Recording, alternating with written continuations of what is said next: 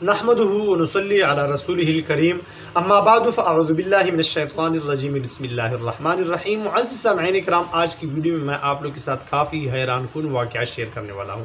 تمام اہل مسلمہ سے درخواست ہے کہ اس واقعے کو توجہ کے ساتھ سنیے، کیونکہ اسے سننے اور دیکھنے میں ہم ہی کی کامیابی ہے، ہم ہی کی بلائی ہے۔ حضرت سری رحمۃ اللہ علیہ کے ساتھ ایک واقعہ پیش آیا۔ حضرت سری رحمۃ اللہ علیہ کے ساتھ ایک واقعہ پیش آیا۔ کہتے ہیں کہ میں نے اپنی خدمت کے لیے ایک باندی خریدی، ایک نوکرانی خریدی جسے باندی کہا جاتی ہے۔ ایک مدت تک وہ میری خدمت کرتی رہی اور اپنی حالت کا مجھ سے اخفا کرتی۔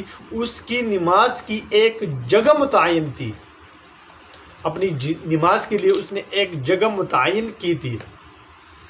جب کام سے فارغ ہو جاتی، خدمت سے فارغ ہو جاتی، وہاں جا کر نماز میں مشغول ہو جاتی تھی۔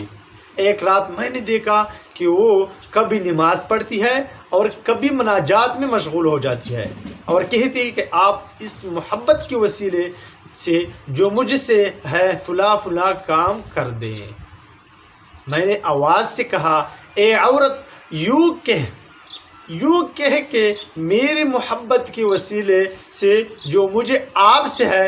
کہنے لگی، میرے آقا، اگر اس کو مجھ سے محبت نہ ہوتی، اگر اس کو مجھ سے محبت نہ ہوتی تو تمہیں نماز سے بٹھلا کر مجھے کھڑا نہ کرتا۔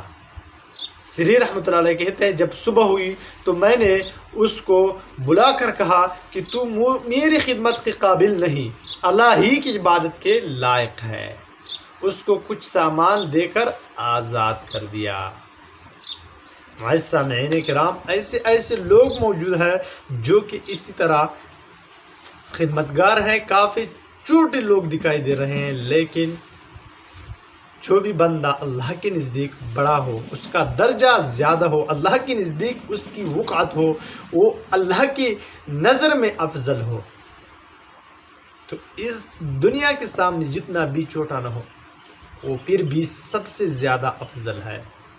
اللہ تعالی ہمیں وہی فضلت دے، وہی وقعت دے جو آخرت میں وہی وقعت رکھتی ہے۔